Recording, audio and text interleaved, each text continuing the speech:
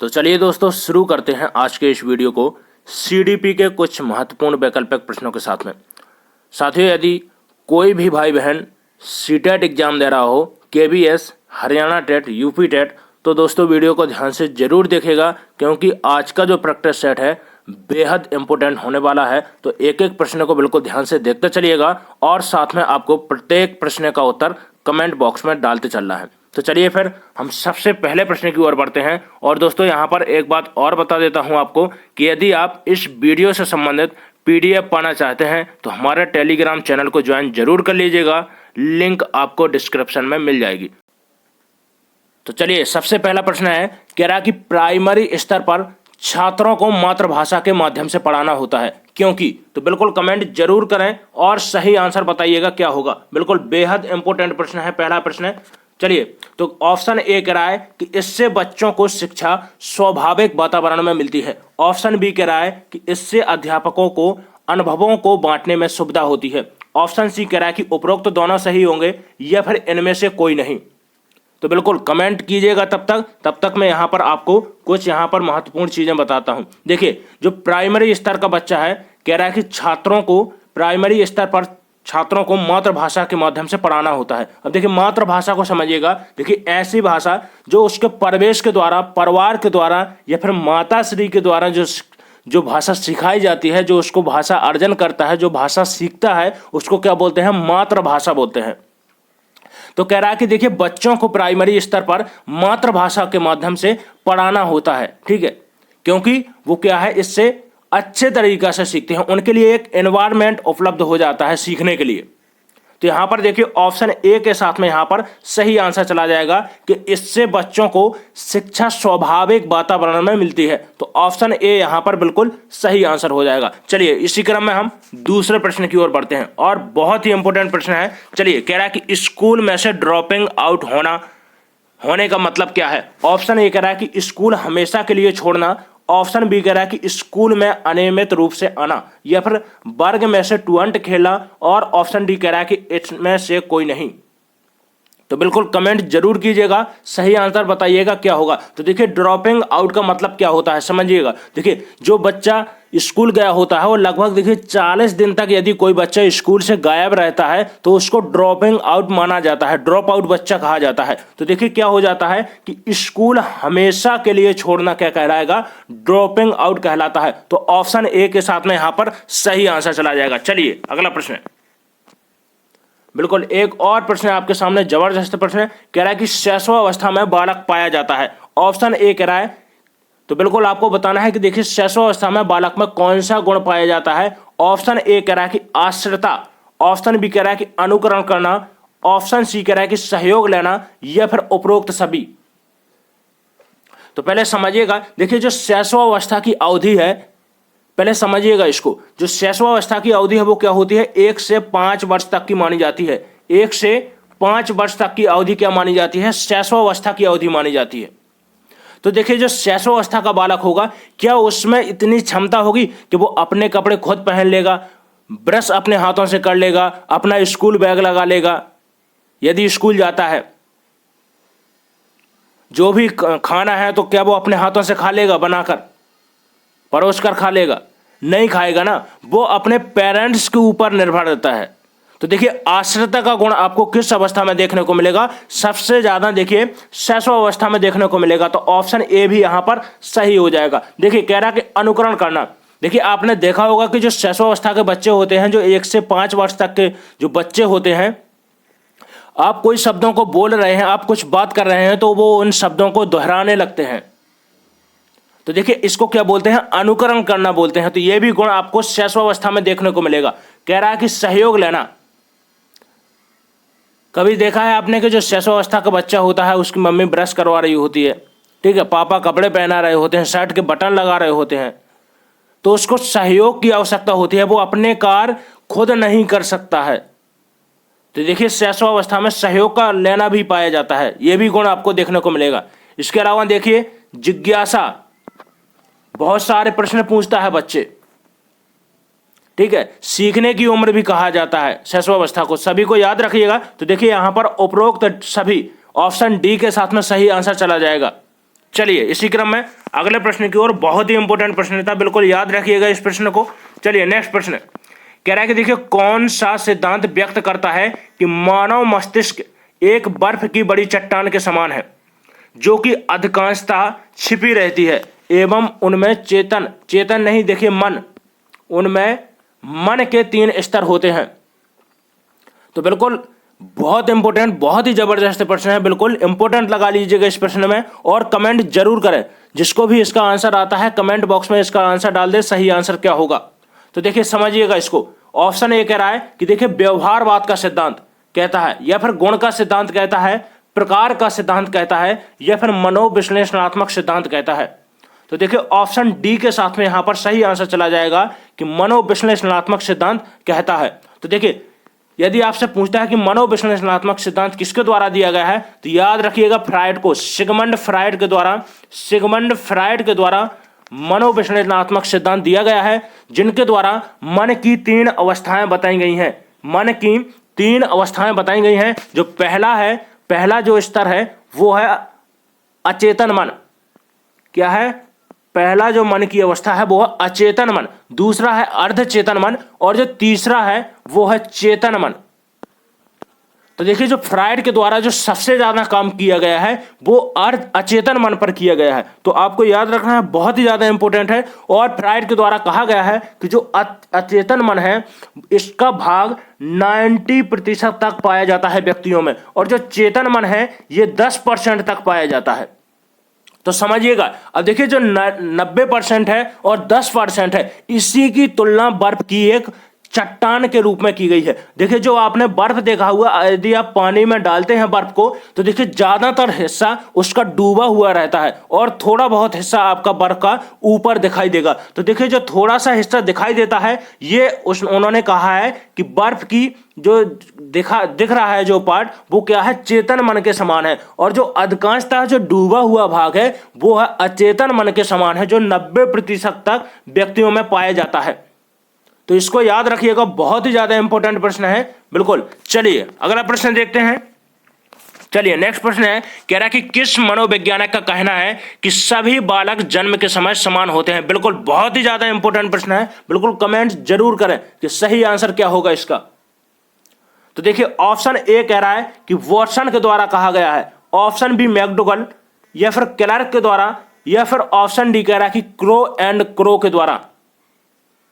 तो देखिए मनोवैज्ञानिक, आपको बताना है कि किस मनोवैज्ञानिक ने कहा है कि सभी बालक जन्म के समान होते हैं। तो देखिए ऑप्शन ए के साथ में यहां पर राइट आंसर चला जाएगा। देखिए वॉटसन के द्वारा कहा गया है कि मुझे कोई भी एक बालक दे दीजिएगा, जन्मजात छोटा सा बालक दे दीजिएगा, उसको मैं डॉक्टर हो गया, इंजीनियर या फिर मजदूर बना सकता हूं।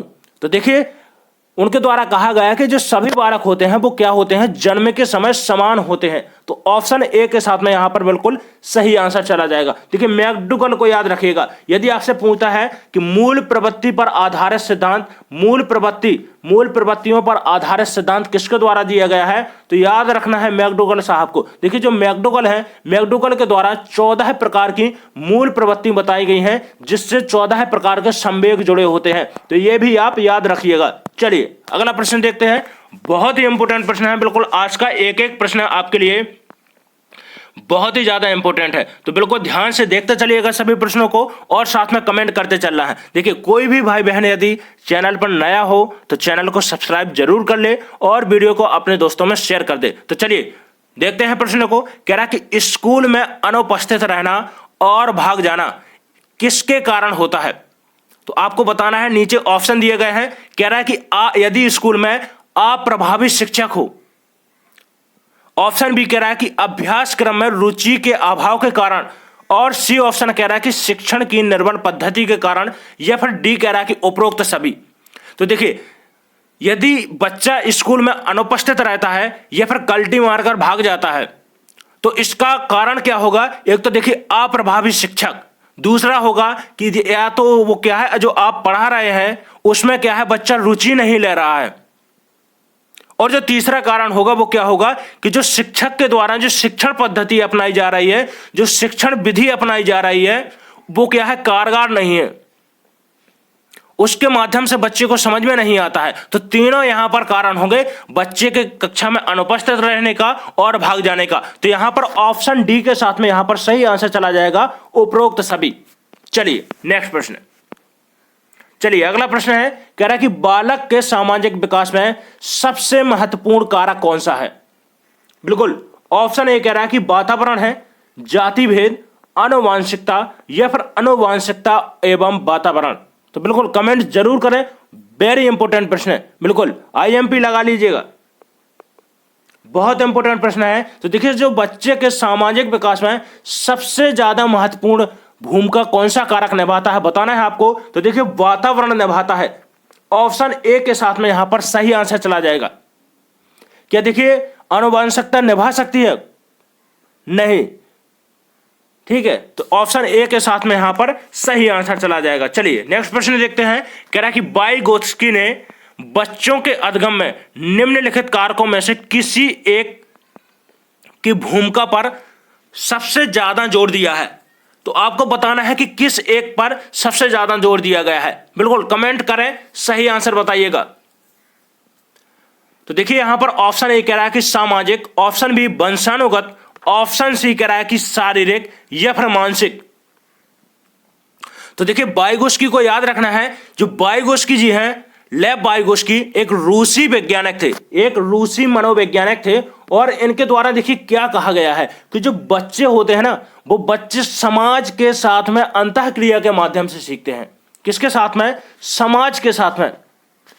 और इनके द्वारा सामाजिक संज्ञानात्मक सिद्धांत दिया गया है। तो देखिए इसके लिए एक मैं आपको ट्रिक यहां पर बता रहा हूं कि देखिए जहां पर भी आपको सामाजिक देखने को मिल जाए तो आंख मूंद करके बिल्कुल वाइगोत्स्की लगा दीजिएगा, बिल्कुल आपका आंसर सही हो जाएगा। तो देखिए वाइगोत्स्की कहते हैं कि जो बच्चा होता है वो किसके माध्यम से सीखता है? समाज के साथ में अंतःक्रिया के माध्यम से सीखता है। तो यहां पर देखिए ऑप्शन ए के साथ में यहां पर सही आंसर चला जाएगा, सामाजिक। चलिए अगला प्रश्न। चलिए बहुत ही जबरदस्त प्रश्न है, कह रहा है कि शिक्षण की डाल्टन विधि आरंभ करने का श्रेय किसे है। ऑप्शन ए कह रहा है कि डॉक्टर डाल्टन को, या फिर ऑप्शन बी कह रहा है कि पार्कहर्स्ट को, ऑप्शन सी कह रहा है कि किलपैट्रिक या फिर पेस्टालॉजी। तो बिल्कुल कमेंट कीजिएगा, सही आंसर बताइएगा। बहुत ही ज्यादा इंपॉर्टेंट प्रश्न है, यूपी टेट में देखिए पूछा गया प्रश्न है, तो याद रखना है, पूछा जा सकता है आपके सीटेट एग्जाम में। तो बिल्कुल कमेंट करके बताइएगा सही आंसर। तो देखिए ऑप्शन बी के साथ में यहां पर सही आंसर चला जाएगा। जो डाल्टन विधि है किसके द्वारा? पार्कहर्स्ट के द्वारा दी गई है। अब देखिए किलपैट्रिक की बात आती है यहां पर, तो प्रोजेक्ट विधि यदि आपसे पूछता है कि किसके द्वारा दी गई है, तो प्रोजेक्ट विधि के जनक कौन है? किलपैट्रिक जी हैं, ठीक है। पेस्टालॉजी बाल मनोविज्ञान के जनक कहा जाता है, पेस्टालॉजी को बाल मनोविज्ञान का जनक कहा जाता है। यदि शिक्षा मनोविज्ञान की बात आती है तो देखिए थर्नडाइक को याद रखिएगा, ठीक है। अधिगम मनोविज्ञान यदि आपसे पूछता है कि अधिगम मनोविज्ञान के जनक कौन है, तो एबिंगहॉस को याद रखिएगा, ठीक है। चलिए अगला प्रश्न। चलिए देखिए अभी हाल ही में मैंने इसको बताया है कि शिक्षा मनोविज्ञान का जनक किसे कहा जाता है। तो बिल्कुल याद रखना है आपको थर्नडाइक जी को, कि शिक्षा मनोविज्ञान का जनक किसे कहा जाता है? थर्नडाइक को कहा जाता है। और जो थर्नडाइक के द्वारा सिद्धांत दिया गया है, इनको भी याद रखिएगा, प्रयास एवं त्रुटि का सिद्धांत। यदि आपसे पूछता है कि किस मनोवैज्ञानिक के द्वारा दिया गया है, तो देखिए थर्नडाइक को याद रखिएगा, जिसके द्वारा देखिए एसआर थ्योरी भी इसका नाम है, ठीक है, इस सिद्धांत का। इसके अलावा देखिए यदि आपसे पूछता है कि बुद्धि का बहुकारक सिद्धांत किस मनोवैज्ञानिक के द्वारा दिया गया है, तो थर्नडाइक जी को याद रखिएगा। चलिए अगला प्रश्न। अगला प्रश्न है, कह रहा है कि निम्नलिखित में से किसने कहा था कि प्रेरणा छात्र में रुचि उत्पन्न करने की कला है। बिल्कुल ऑप्शन दिए गए हैं, कह रहा है कि थॉमसन ने कहा, रविंद्रनाथ टैगोर के द्वारा कहा गया, या फिर मैकाले के द्वारा, या फिर कोठारी आयोग के द्वारा कहा गया।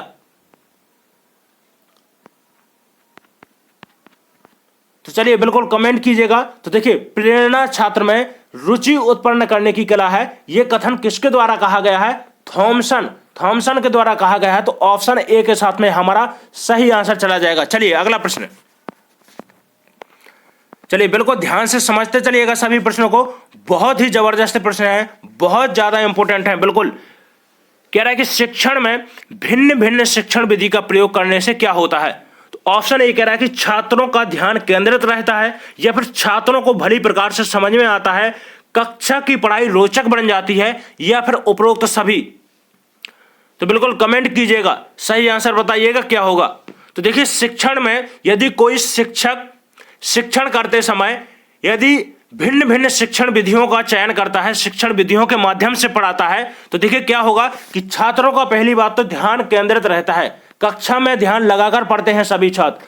छात्रों को सभी चीजें जो अध्यापक बता रहा है वो सभी चीजों को बच्चा भली प्रकार से अच्छे तरीका से समझ सकता है। ठीक है, और देखिए कक्षा में जो पढ़ाई है, जो अध्यापक के द्वारा पढ़ाया जा रहा है, उसमें बच्चा रुचि लेकर पढ़ता है। तो देखिए यहां पर उपरोक्त सभी सही होंगे, तो ये ऑप्शन डी यहां पर राइट आंसर हो जाएगा। चलिए अगला प्रश्न, चलिए नेक्स्ट प्रश्न है, कह रहा है कि शिक्षक को कक्षा शिक्षण के दौरान इस बात का पूरा ध्यान रखना चाहिए कि, ऑप्शन ए कह रहा है कि छात्र प्रसन्नता पूर्वक पढ़ें, या फिर ऑप्शन बी कह रहा है कि पाठ पढ़ाने का कार्य पीरियड के समय में पूरा हो जाए, ऑप्शन डी कह रहा है कि पाठ उद्देश्यपूर्ण हो, और ऑप्शन डी कह रहा है कि कोई छात्र इधर उधर ना ध्यान दे। तो देखिए जब शिक्षक कक्षा शिक्षण कर रहा है, कक्षा में पढ़ा रहा है, तो उसका एक चीज पर सबसे ज्यादा फोकस होना चाहिए कि जो पाठ पढ़ाया जा रहा है वो उद्देश्य पूर्ण होना चाहिए। ठीक है, तो ऑप्शन सी यहां पर हमारा सही आंसर हो जाएगा। देखिए पाठों का चयन उद्देश्य पूर्ण होना चाहिए, ताकि कोई पाठ जो पाठ पढ़ा रहा है वो बच्चों को कोई सीख दे रहा हो। ठीक है, तो ऑप्शन सी यहां पर सही आंसर चला जाएगा। चलिए अगला प्रश्न, नेक्स्ट प्रश्न है, कह रहा है कि कक्षा शिक्षण के दौरान आप छात्रों से कैसे प्रश्न पूछेंगे। ऑप्शन ए कह रहा है कि पहले पढ़ाए गए पाठ से संबंधित, या फिर उस पाठ से संबंधित जो उस समय पाठ पढ़ाया जा रहा है, या फिर बालक के पूर्व ज्ञान होगा यहां पर, पूर्व ज्ञान से संबंधित, या फिर उपरोक्त सभी। तो देखिए ऑप्शन डी यहां पर सही आंसर हो जाएगा। चलिए अगला प्रश्न देखते हैं। चलिए बहुत इंपॉर्टेंट प्रश्न है, प्याजे से संबंधित प्रश्न है, बिल्कुल बहुत ही ज्यादा इंपॉर्टेंट है। प्याजे हो गया, वाइगोस्की, कोहलबर्ग, हार्वर्ड गार्डनर, ये सभी आपके एग्जाम के लिए बहुत इंपॉर्टेंट टॉपिक हैं, और बिल्कुल आपको ध्यान रखना है। मैं इनसे ज्यादा आपके प्रश्न, देखिए आपके प्रैक्टिस सेट में मैं सभी जो मनोवैज्ञानिक मैंने बताए हैं, मैं बहुत ज्यादा यहां से प्रश्न रखता हूं, क्योंकि निश्चित रूप से आपके एग्जाम में प्रश्न पूछे जाएंगे यहां पर। चलिए तो कह रहा है कि देखिए वह अवस्था जब बच्चा तार्किक रूप से वस्तुओं व घटनाओं के विषय में चिंतन प्रारंभ करता है, तो आपको बताना है कि वह कौन सी अवस्था होगी। ऑप्शन ए कह रहा है कि औपचारिक संक्रियात्मक अवस्था, या फिर पूर्व संक्रियात्मक अवस्था, सी कह रहा है कि संवेदी प्रेरक अवस्था, या फिर मूर्त संक्रियात्मक अवस्था। तो देखिए प्याजे को याद रखना है, बिल्कुल कमेंट कीजिएगा सही आंसर क्या होगा। तो देखिए प्याजे के द्वारा बाल विकास की 4 अवस्थाएं बताई गई हैं, और कहा गया है कि देखिए जो बालक का विकास होता है इन 4 अवस्थाओं से होकर गुजरता है। तो देखिए जिनमें सबसे पहली अवस्था है वो है संवेदी प्रेरक अवस्था, दूसरी है पूर्व संक्रियात्मक अवस्था, और जो तीसरी अवस्था है वो है मूर्त संक्रियात्मक अवस्था, चौथी अवस्था है औपचारिक संक्रियात्मक अवस्था। तो देखिए कह रहा है कि जब बच्चा तार्किक रूप से वस्तुओं व घटनाओं के विषय में चिंतन प्रारंभ करता है, तो वह कौन सी अवस्था होगी। तो ऑप्शन डी यहां पर सही आंसर हो जाएगा, तीसरी अवस्था। देखिए बाल विकास की यहां पर तीसरी अवस्था मूर्त संक्रियात्मक अवस्था होगी, जिसमें बच्चा मूर्त रूप से वस्तुओं के बारे में तार्किक चिंतन प्रारंभ कर देता है, प्रारंभ हो जाता है उसका चिंतन। देखिए यदि आपसे पूछता है कि देखिए चिंतन किस अवस्था में प्रारंभ होता है, तो याद रखना है कि बच्चे का चिंतन पूर्व संक्रियात्मक अवस्था में हो जाता है। और यदि आपसे पूछता है कि बच्चा अमूर्त रूप से तार्किक चिंतन किस अवस्था में करता है, समस्या समाधान किस अवस्था में करता है, तो याद रखना है आपको औपचारिक संक्रियात्मक अवस्था में। ठीक है, तीनों ही थोड़ी कंफ्यूजिंग है, बिल्कुल कंफ्यूज करेंगे आपको, तो बिल्कुल इनको याद रखना है। देखिए एक बार और सुन लीजिएगा। देखिए जो आपकी पूर्व संक्रियात्मक अवस्था है, इसमें क्या होता है, बच्चे का चिंतन प्रारंभ हो जाता है। यदि देखिए आपसे पूछता है कि किस अवस्था में, प्याजे की किस अवस्था में बच्चे का चिंतन प्रारंभ हो जाता है, तो आपको याद रखना है कि पूर्व संक्रियात्मक अवस्था में होता है। लेकिन यदि कहता है कि बच्चा देखिए तार्किक रूप से वस्तुओं और घटनाओं के विषय में किस अवस्था में चिंतन प्रारंभ होता है उसका। तो याद रखना है आपको कि मूर्त संक्रियात्मक अवस्था में। और यदि आपसे कहता है कि अमूर्त रूप से वस्तुओं में तार्किक चिंतन किस अवस्था में, अमूर्त रूप से, तो याद रखना है आपको औपचारिक संक्रियात्मक अवस्था। चलिए अगला प्रश्न देखते हैं। बहुत ही जबरदस्त प्रश्न है, सभी प्रश्न बिल्कुल इंपोर्टेंट हैं, आपको ध्यान से देखते चलना है। बिल्कुल जो आज का प्रैक्टिस सेट है वो देखिए आपके सीटेट एग्जाम के लिए मोस्टली बनाया गया है, तो बिल्कुल आप ध्यान रखते चलें, क्योंकि पेडागोजी के भी प्रश्न इसमें सम्मिलित किए गए हैं। तो बिल्कुल कमेंट करते चलिएगा और सही आंसर बताते चलिएगा। चलिए तो कह रहा है देखिए शिक्षा के स्तर को ऊंचा उठाने के लिए निम्नलिखित में से क्या आवश्यक है। तो बिल्कुल कमेंट कीजिएगा, सही आंसर बताइएगा क्या होगा। तो कह रहा है कि देखिए छात्रों का सतत मूल्यांकन, ऑप्शन भी कह रहा है कि पाठ्यक्रम में संशोधन आवश्यक है, या फिर छात्रों का उच्च वेतन, या फिर पाठ्य पुस्तक का सतत मूल्यांकन। तो देखिए कह रहा है कि जब शिक्षा के स्तर को ऊंचा उठाने के लिए सबसे ज्यादा क्या आवश्यक है, तो देखिए छात्रों का नियमित रूप से मूल्यांकन होना चाहिए, सतत रूप से मूल्यांकन। तो देखिए ऑप्शन ए यहां पर सही आंसर हो जाएगा। चलिए नेक्स्ट प्रश्न। चलिए अगला प्रश्न देखते हैं। कह रहा है कि बच्चे कैसे सीखते हैं। तो कह रहा है कि निम्नलिखित में से कौन सा विकल्प इस संबंध में सत्य नहीं है। तो बिल्कुल यहां पर नहीं पर फोकस कीजिएगा, क्योंकि बहुत सारे बच्चे नहीं पर ध्यान नहीं रखते और प्रश्नों को गलत करके आ जाते हैं। तो देखिए कह रहा है कि बच्चे कैसे सीखते हैं, तो निम्नलिखित में से कौन सा विकल्प इस संबंध में सत्य नहीं है। ऑप्शन ए कह रहा है कि बच्चे सीखने के लिए स्वाभाविक रूप से प्रेरित होते हैं, और ऑप्शन बी कह रहा है कि बच्चे कई तरीकों से सीख सकते हैं। ऑप्शन सी कह रहा है कि बच्चा जो होता है केवल कक्षा में ही सीख सकते हैं। ऑप्शन डी कह रहा है कि बच्चे तब सीखते हैं जब वे संज्ञानात्मक रूप से तैयार होते हैं। तो देखिए ऑप्शन यहां पर सी सही हो जाएगा कि देखिए यहां पर देखिए केवल कह रहा है, तो देखिए ऐसा तो है नहीं। बच्चे देखिए समाज के माध्यम से सीखते हैं, अपने परिवार के माध्यम से सीखते हैं, यदि कोई खेल खेलते हैं देखिए अपने साथियों के माध्यम से सीखते हैं। तो यहां पर देखिए जो केवल शब्द का उपयोग किया गया है यही आपका क्या है, सत्य नहीं है। तो ऑप्शन सी यहां पर सही आंसर हो जाएगा। कह रहा है कि बच्चे केवल कक्षा में ही सीख सकते हैं, तो यहां पर ऑप्शन सी के साथ में हमारा सही आंसर चला जाएगा। चलिए अगला प्रश्न, चलिए पढ़ते हैं। कह रहा है कि सीखने के अंतर्दृष्टि सिद्धांत को किसने बढ़ावा दिया है। ऑप्शन ए कह रहा है कि जीन पियाजे के द्वारा दिया गया है। ऑप्शन बी कह रहा है कि पावलोव के द्वारा, या फिर गेस्टाल्टवादियों के द्वारा। ऑप्शन डी कह रहा है कि वाइगोत्स्की के द्वारा। तो देखिए सीखने का जो अंतर्दृष्टि सिद्धांत है गेस्टाल्टवादियों की देन है, तो ऑप्शन सी यहां पर सही आंसर हो जाएगा। देखिए यदि आपको पूछता है कि गेस्टाल्टवादी संप्रदाय का जनक किसे कहा जाता है, तो याद रखिएगा बर्दिमर, मैक्स बर्दिमर के द्वारा गेस्टाल्टवाद की खोज की गई है। तो इसको आपको याद रखना है। देखिए जीन पियाजे की बात आती है, तो देखिए मैंने आपको पिछले यहां पर प्रश्न में बताया है कि देखिए जीन पियाजे के द्वारा देखिए संज्ञानात्मक विकास का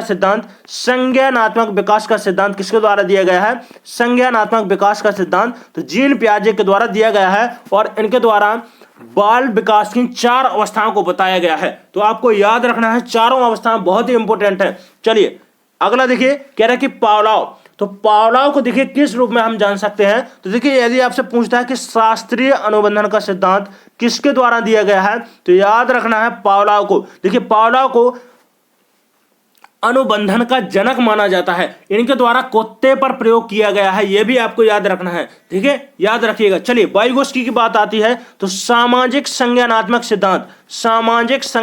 सिद्धांत वाइगोत्स्की के द्वारा दिया गया है, और इनके द्वारा कहा गया है कि जो बच्चा होता है वो वयस्कों के साथ में, समाज के साथ में अंतःक्रिया के माध्यम से सीखता है, ठीक है। चलिए नेक्स्ट प्रश्न है। चलिए अगला प्रश्न है, कह रहा है कि व्यक्तित्व मापन के लिए व्यक्ति की संपूर्ण सूचनाएं, याद रखिए, कह रहा है कि व्यक्ति की संपूर्ण सूचनाएं प्राप्त करने की विधि कौन सी है। बिल्कुल कमेंट कीजिएगा, जिस भाई बहन को भी इसका उत्तर आता है बिल्कुल कमेंट जरूर करें, सही आंसर क्या होगा। कह रहा है कि निर्धारण विधि, ऑप्शन बी कह रहा है कि अवलोकन विधि, या फिर साक्षात्कार विधि। ऑप्शन डी कह रहा है कि व्यक्ति इतिहास विधि। तो देखिए वैसे ये सभी विधि व्यक्तित्व मापन की ही है, ठीक है। याद रखना है आपको कि जो निर्धारण विधि है उसके द्वारा भी व्यक्तित्व मापन किया जाता है, अवलोकन विधि भी व्यक्तित्व मापन की है, इंटरव्यू भी आपकी व्यक्तित्व मापन की विधि है। लेकिन देखिए कह रहा है कि व्यक्ति की संपूर्ण सूचनाएं प्राप्त करने की विधि कौन सी है, तो ऑप्शन डी के साथ में यहां पर सही आंसर चला जाएगा, व्यक्ति इतिहास विधि। लेकिन देखिए यहां पर एक पॉइंट और याद रखिएगा, यदि आपसे पूछता है कि व्यक्ति इतिहास विधि का जनक किसे कहा जाता है, किस मनोवैज्ञानिक के द्वारा व्यक्ति इतिहास विधि दी गई है, तो याद रखना है आपको टाइडमैन के द्वारा। टाइडमैन को याद रखिएगा। चलिए अगला प्रश्न, चलिए नेक्स्ट प्रश्न है, कह रहा है कि निम्न में से कौन सा बुद्धिमान बच्चे का लक्षण नहीं है। ऑप्शन ए कह रहा है कि वह जो लंबे निबंधों को रटने की क्षमता रखता है। ऑप्शन बी कह रहा है कि वह जो प्रभावपूर्ण एवं उचित तरीके से संप्रेषण करने की क्षमता रखता है, या फिर वह जो अमूर्त रूप से सोचता है, या फिर वह जो नए परिवेश में स्वयं को समायोजित कर सकता है। तो देखिए यहां पर कह रहा है कि कौन से एक बुद्धिमान बच्चे का लक्षण नहीं है, तो याद रखना है कि रटने की क्षमता आपका बुद्धिमान बच्चे का लक्षण नहीं है। तो देखिए ऑप्शन ए यहां पर सही आंसर हो जाएगा। चलिए अगला प्रश्न।